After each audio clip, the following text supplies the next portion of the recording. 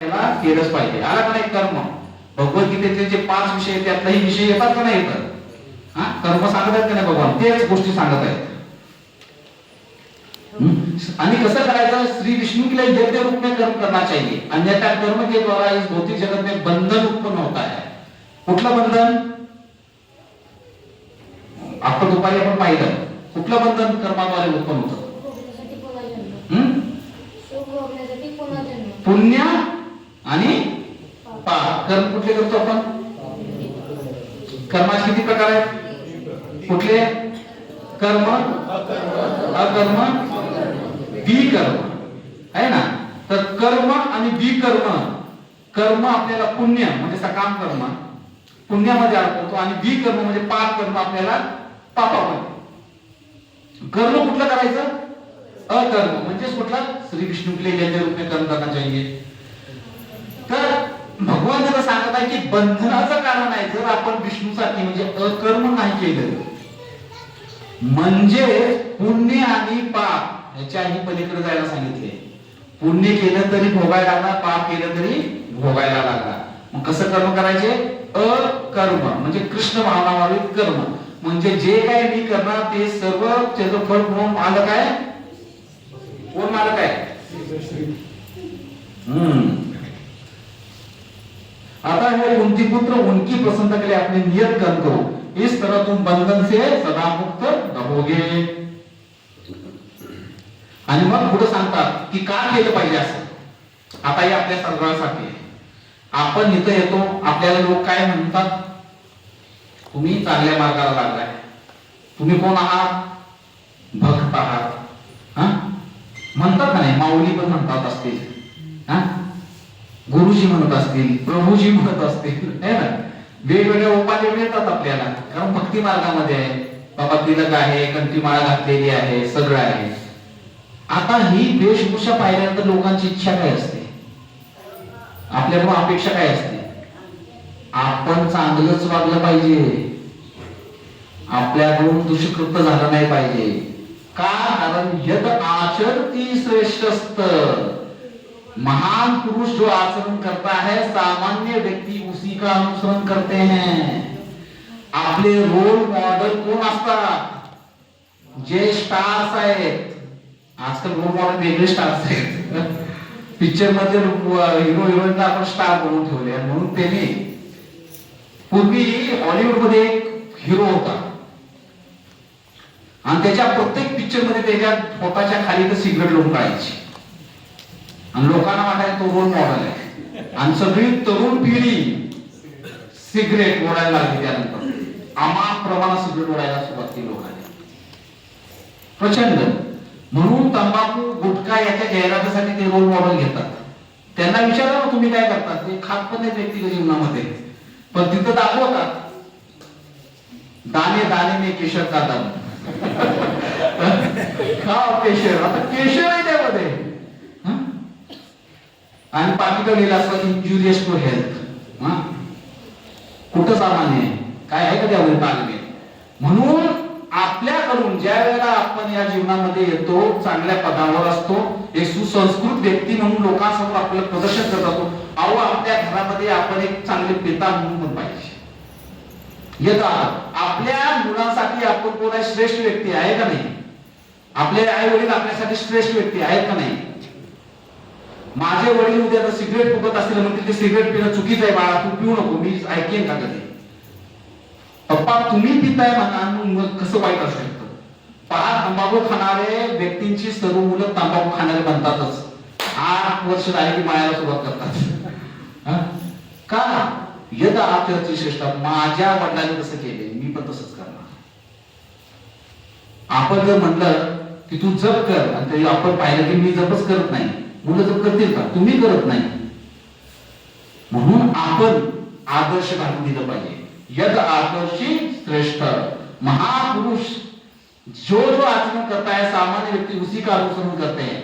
वह अपने अनुसरणीय कार्यों को जो आदर्श प्रस्तुत करता है संपूर्ण विश्व उसका अनुसरण करता है. जो जेवढा मोठा तेवढा अधिक जबाबदारी त्याची. म्हणून जर राज्यामध्ये काय घडलं तर राजा जबाबदार धरला जायचा, कारण राजा कोण आहे? प्रमुख व्यक्ती आहे. आज मोदी भगवद्गीताचं वितरण जगामध्ये करतात, म्हणतात की भगवद्गीतेसारखा या जगामध्ये देण्यासारखा ग्रंथ मी कुठला पाहिला नाही ना, या जगामध्ये कुठली अशी श्रेष्ठ वस्तू आहे ज्याच्या पलीकडे मी देऊ शकतो. भगवद्गीता देवी दिली, त्यानंतर भगवद्गीता आम्हाला त्या वाटली गेली. म्हणून यद आचरती श्रेष्ठा. आणि म्हणून भगवत स्वतःच उदाहरण देतात. बघा काय म्हणतात भगवत, हे प्रथापुत्र, तीनों लोगों में मेरे लिए कोई भी कर्म नियत नहीं है, न मुझे किसी वस्तु का अभाव है और न आवश्यकता है, तो भी मैं नित्य कर्म करने में तत्पर रहता हूं. आता ह्याच्या पलीकडे मोठा कोण आहे आपल्याला? भगवत म्हणतात मी स्वतः कर्म करतो, मला गरजच नाही काय करायची. भगवंत योग निद्रेमध्ये असतात आणि त्यांच्या योग शक्तीद्वारे सृजन संहार सगळं काय करतात. भगवंताला काळी मात्र काय करायची गरज नाही, एवढ्या त्याची शक्ती परिपूर्ण आहे, प्रचंड हृदय. पण भगवद्गीता आल्यानंतर गुरु स्वीकारतात का? आपण हे गुरु स्वीकार. भगवद्गीता आल्यानंतर आदर्श पिता, आदर्श माता, या सर्व प्रभू रामचंद्रांनी काय दिलं. म्हणून तर प्रभू रामचंद्रांचं चरित्र फार सुंदर मानलं जातं.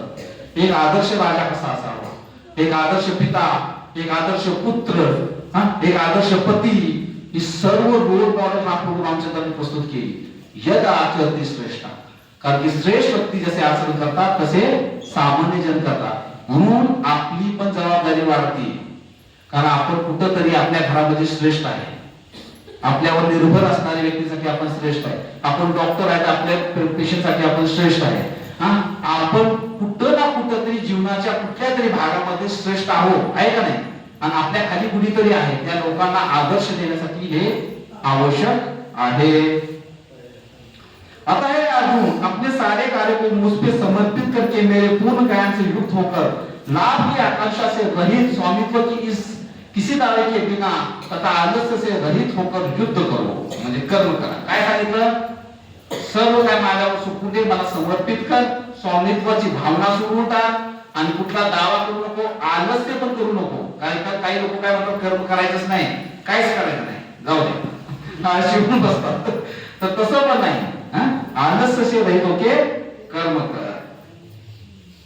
आता अर्जुनाने फार महत्वाचा प्रश्न विचारला. म्हणला ठीक आहे, सगळं करतो भगवंता, पण तुम्हाला एक गोष्ट सांगायची, तुम्ही हे कृष्ण वंशा, मनुष्य न चाहते हुए भी पाप कर्मों के लिए प्रेरित क्यों होता है?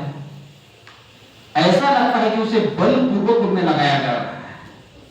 आता आपण इथं आल्यानंतर कानानं श्रवण करतो, अध्यात्म काय समजून घ्यायचा प्रयत्न करतो, परंतु बऱ्याच वेळेला आपल्याकडून पाप घडतं.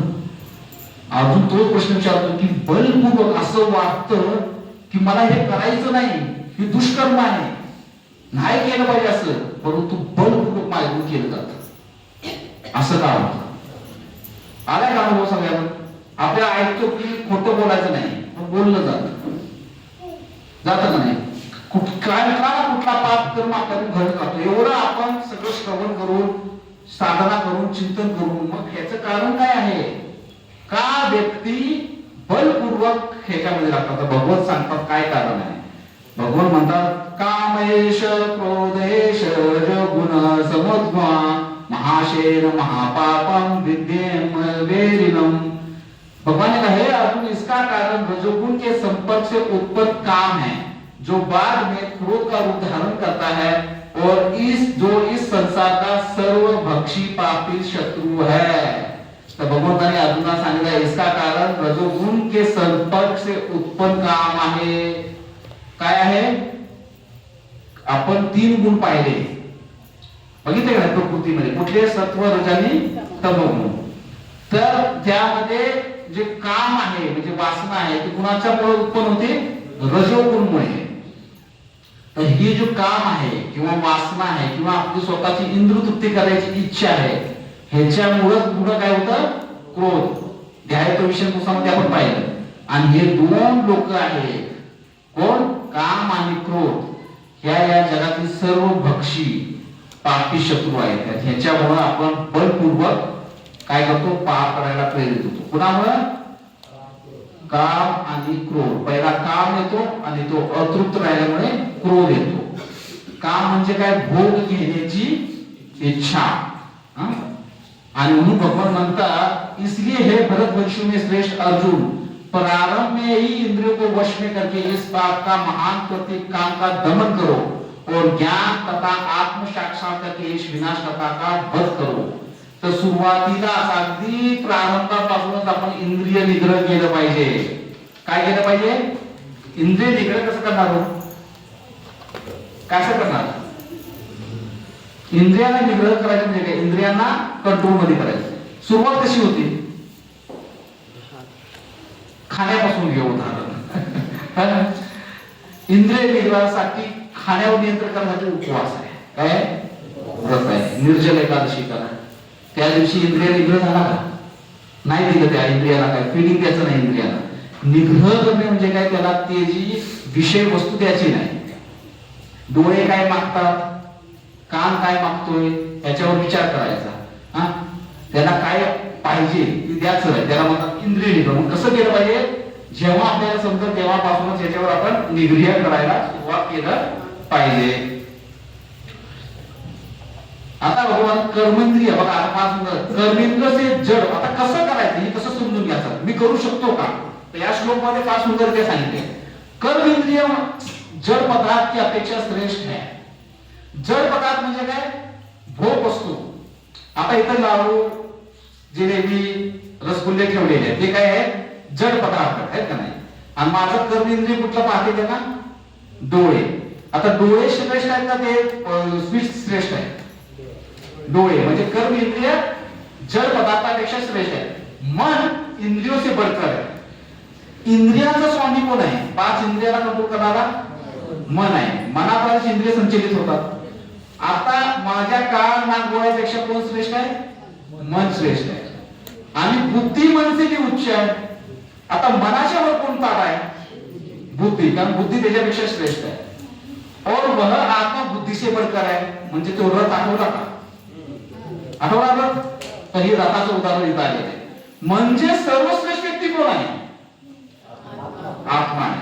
आता ही तुम्हाला समजून सोपं आहे. मग पुढे भगवत म्हणतात इस प्रकार हे महाभाऊ अर्जुन. आता शब्द काय वापरले? महाभाऊ म्हणजे परम शक्तिशाली. तर आत्मा शक्तिशाली म्हणून अर्जुनाला येतं महाभाऊ. बघा भगवद्गीतेमध्ये भगवंतांनी जिथं जिथं अर्जुनाला वेगवेगळे शब्द वापरले तो श्लोकाला धरून आहे. उगाच काय पण बोलले नाही. आणि कृष्ण ना भगवान अर्जुनाने जे शब्द वापरलेत ना, गोविंद वापरले, कुठं काय वापरले, ते पण त्याला संबोधित आहे.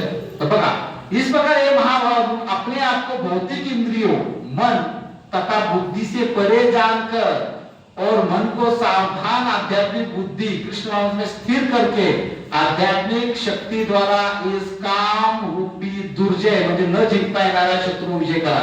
म्हणजे काय करायचं आपल्याला? भौतिक इंद्रिय मन आणि बुद्धीच्या पलीकडे आहे मी कोण आहे? या तिन्ही गोष्टीच्या पलीकडे आहे मी. सच्चिदानंद आत्मा आहे. आलं का? पाच तत्वापैकी कुठं फिरतोय आपण? भगवान सांगतात की या इंद्रिय निग्रह करायचा असेल तर काय केलं पाहिजे? आपण काय केलं पाहिजे? स्वतःला याच्याशी संबंधित धरायचं नाही. मन बुद्धी अहंकार कर्मेंद्रिय जनेंद्रिय या सर्वांच्या पलीकडे मी कोण आहे? सच्चिदानंद आत्मा आहे. हे समजलं की हे सोपं जाणार इंद्रिय निग्रह करायला. जर तुम्ही मला मन आहे मी म्हणलं, मी शरीर आहे म्हणलं की मग कंट्रोल मध्ये येणार नाही. आणि तिसरा अध्याय येतो सगुण. चौथा अध्यायाला सुरुवात होते. आणि आता भगवान म्हणतात की तुला मी जवळजवळ सगळं काय सांगितलेलं आहे. आणि आहे अर्जुना हे जे ज्ञान आहे ना, हे ज्ञान ही पहिल्यांदा तुला मी सांगतोय असं नाही. हे लाखो वर्षापूर्वी मी सूर्यदेवांना सांगितलं होतं. कुणाला सांगितलंय? सूर्यदेव विवासवान यांना मी सांगितलं होतं. परंतु परत हे ज्ञान खंडित झालं आणि खंडित झाल्यामुळे आता मी परत तुला हे सांगत आहे. आता परत तू श्रोता झालेला आहे.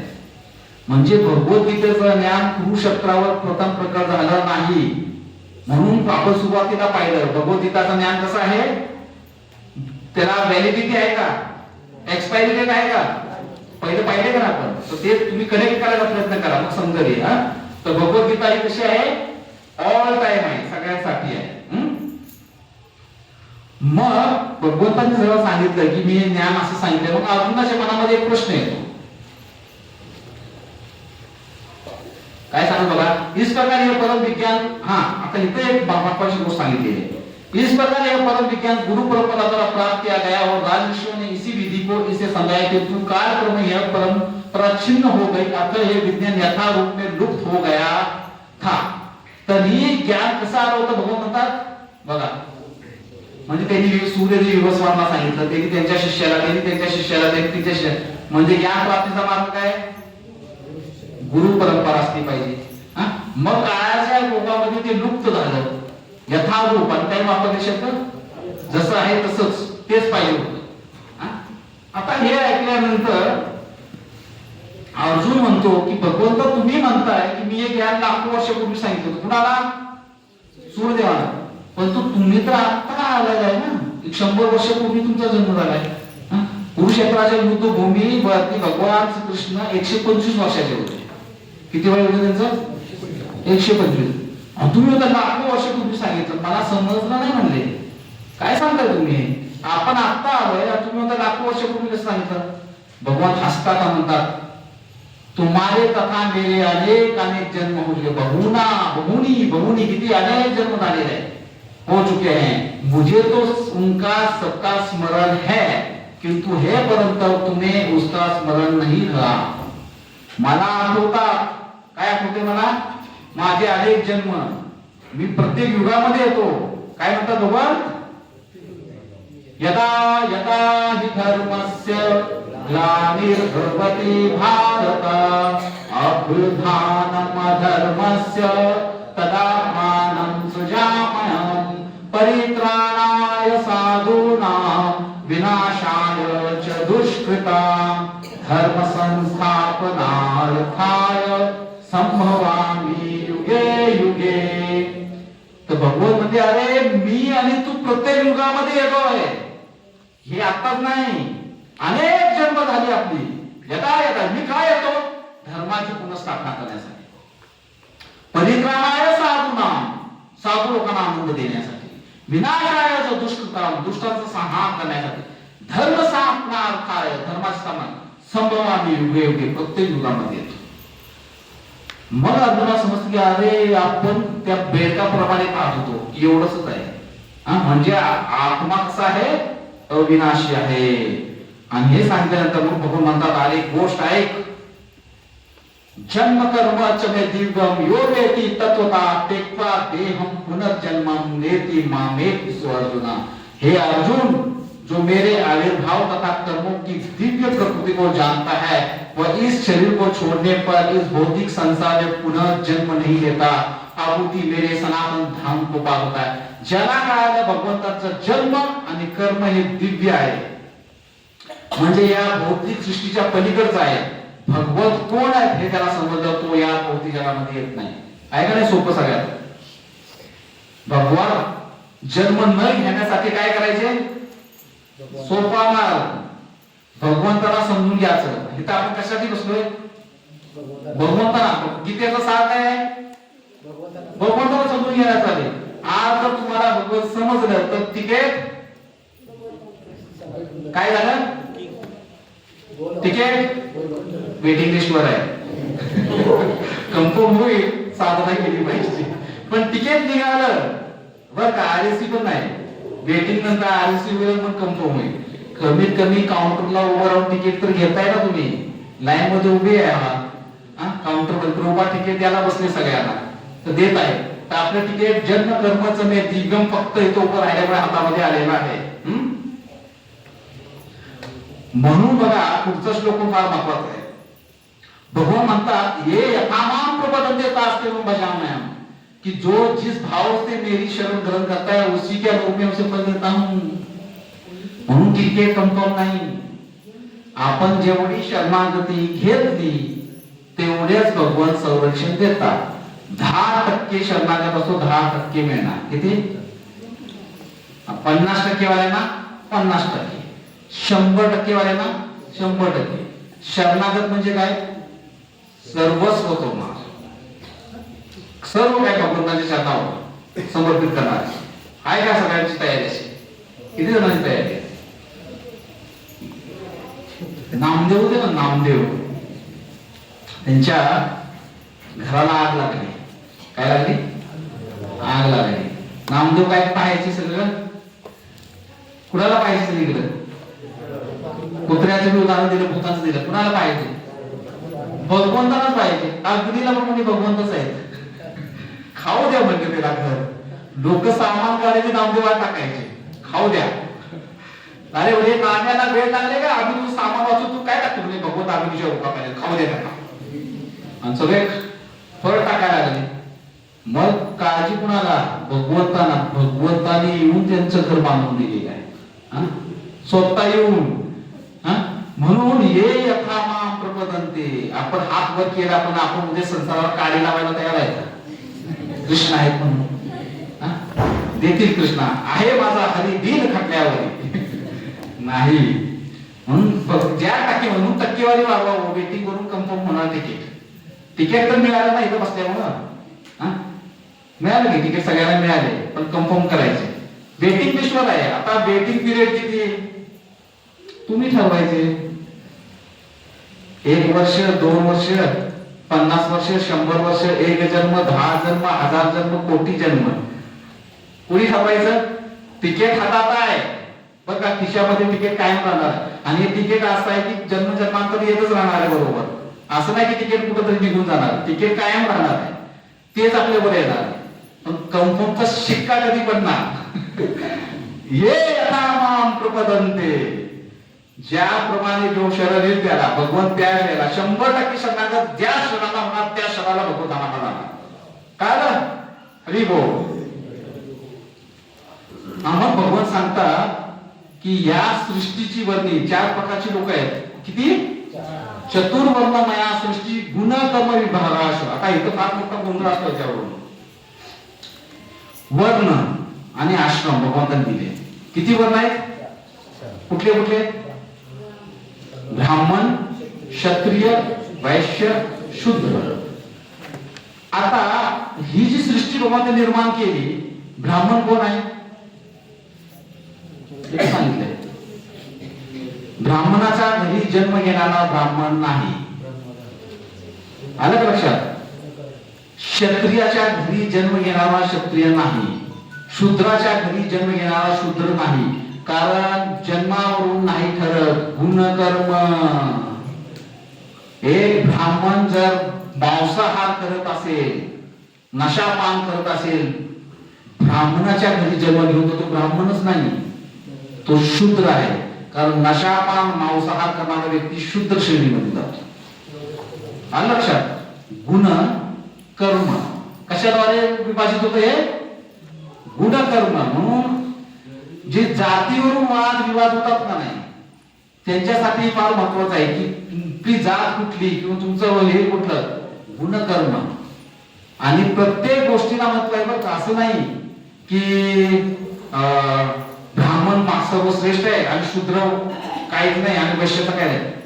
हे एक शरीराचे भाग आहेत. हे काय आहे? ब्राह्मण. हे काय आहे? क्षत्रिय. हे काय आहे? वैश्य. आणि हे काय आहे? शूद्र. भगवंताच्या विराट रूपामध्ये हे सगळं दाखवले.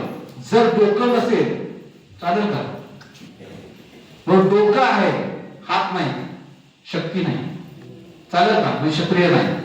मग डोकं आहे पण वैश्य नाही, पोटच नाही, चालेल का? सगळं आहे पाणी नाही, चालेल का? म्हणजे सर्व एकमेकावर डिपेंड आहे. म्हणून 4 वर्ण जे आहे समाजासाठीच आहेत आणि ती आवश्यकता आहे का नाही? आवश्यकता. शूद्र लोक नसतील, कामगार वर्ग नसेल तर काम होईल का? होणारच नाही. शेती करणारी लोक शेतीच करायची बंद केली, खायला अन्न मिळेल का? आता हे सर्व असताना क्षत्रिय लोकांनी संरक्षणच दिलं नाही आपल्याला. युद्ध लागलं आणि क्षत्रियच नाही कोणी, रक्षण होईल का? आणि ह्या समाजाला दिशा देणारा ब्राह्मण नसेल तर या समाजाला दिशा मिळेल का? म्हणून 4 वर्णापैकी 4च्या 4 वर्ण महत्वाचे आहेत. आणि मग भगवान सांगता बघा, मग म्हणतात कर्म क्या है व अकर्म क्या है, इसे निश्चित करने में बुद्धिमान व्यक्ति मोहग्रस्त हो जाते हैं. आता बुद्धिमान व्यक्तीला पण कर्म अकर्म कळत नाही बरं का? बऱ्याच वेळेला आपण तर इथं बसून कर्म कर्म विकर्म करतोय, परंतु खरं कर्म काय आहे, विकर्म काय आहे, अकर्म काय, ह्याच्या बारकावे आहेत यामध्ये. बुद्धिमान व्यक्तीला पण समजत नाही. म्हणून भगवंतांनी मी तुला आता पुढचं सांगतो काय आहे ते. हे परंतु द्रव्य यज्ञ से ज्ञान यज्ञ श्रेष्ठ है, हे पाप अंतोगतला सारे कर्म योगा का अवसान दिव्य ज्ञान में होता है. तर ते सांगतात की द्रव्य यज्ञ म्हणजे धनार्जन पेक्षा ज्ञान श्रेष्ठ, ज्ञानापेक्षा ही सर्वश्रेष्ठ आहे. कर्म यज्ञ का अवसान दिव्य ज्ञान में होता है. म्हणून फक्त ज्ञान नाही तर कुठलं ज्ञान, दिव्य ज्ञान म्हणजे आध्यात्मिक ज्ञानाशिवाय प्रगती नाही. आता हे आध्यात्मिक ज्ञान कसं प्राप्त करायचं. आता प्रश्न काय आला अर्जुनाचा, ठीक आहे पण हे ज्ञान मिळवायचं कसं हो. मग भगवत म्हणतात तद्विधी प्रणिपातेन परिप्रश्नेन सेवया उपदेशांती ते ज्ञानम ज्ञानिनाम तत्वदर्शना. गुरुच्या जवळ जा, सत्य जाण्याचा प्रयास कर, विनीत व्हा, जिज्ञासा करा, सेवा करा. हे सगळं पाहिलं का नाही आपण गुरुची क्वालिफिकेशन मध्ये, शिष्याच्या क्वालिफिकेशन मध्ये. तर ज्ञान मार्गाचा मार्ग आहे गुरुला शरणागत होऊन त्यांना जाऊन प्रश्न विचारणे आणि प्रश्न विचारण्यापुढे त्यांची सेवा करणे. सेवा का करायची बाबा गुरुजी सांगा, सेवा का करायची. ज्ञान प्राप्ती. पण का सेवा केल्याने काय होणार, सेवा केल्यामुळे व्यक्ती नम्र होतो, आपला अहंकार कमी होतो. आलं का लक्षात. आणि मग आपण चॅलेंजिंग मध्ये प्रश्न विचारत नाही. तर ज्ञान प्राप्तीचा मार्ग काय आहे, तद्विधी प्रणिपातेन गुरुकडे जायचं, त्यांचा प्रश्न विचारायचे, त्यांची सेवा केल्यानंतर. आलं लक्षात. या पद्धतीने जो व्यक्ति अपने कर्मों का परित्याग करते हुए भक्ति करता है और जिसके संशय दिव्य ज्ञान द्वारा विनिष्ट हो चुके हैं, वही वास्तव में आत्मपरायण है. हे धनंजय, वह कर्मों को बंधन में नहीं बनता.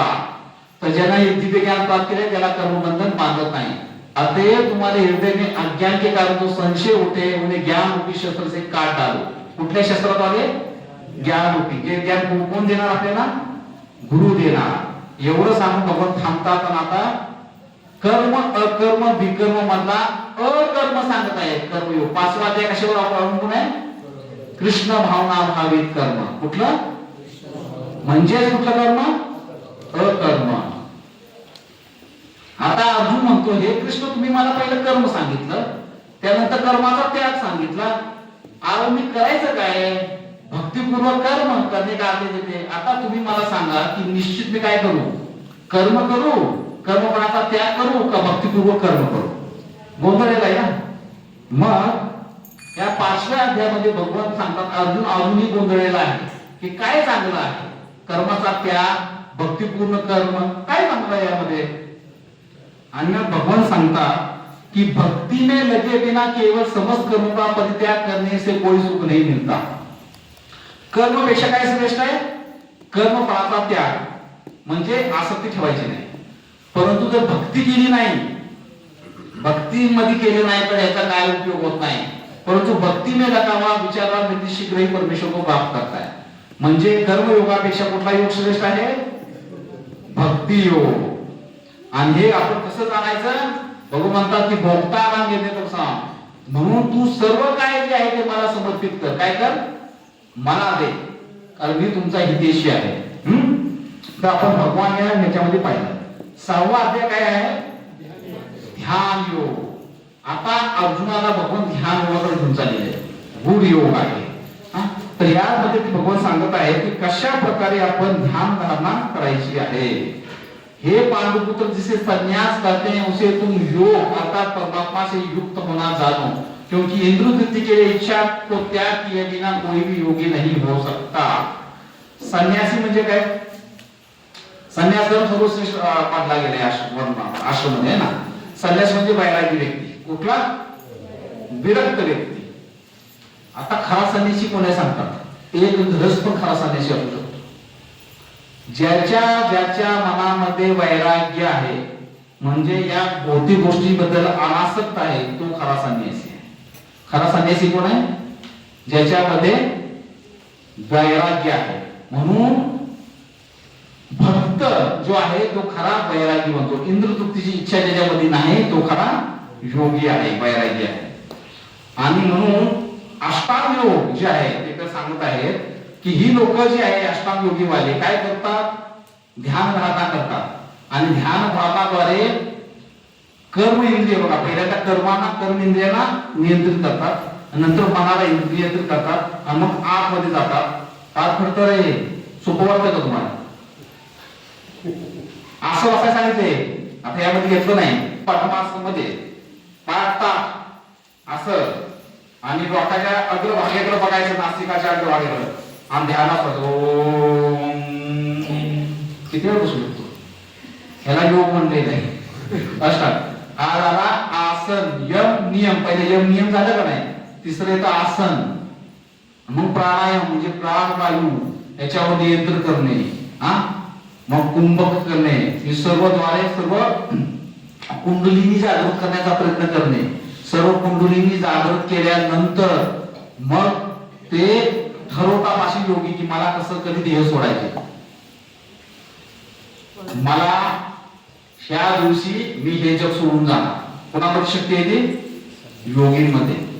तर असे योगी असतात. काय करतात ते?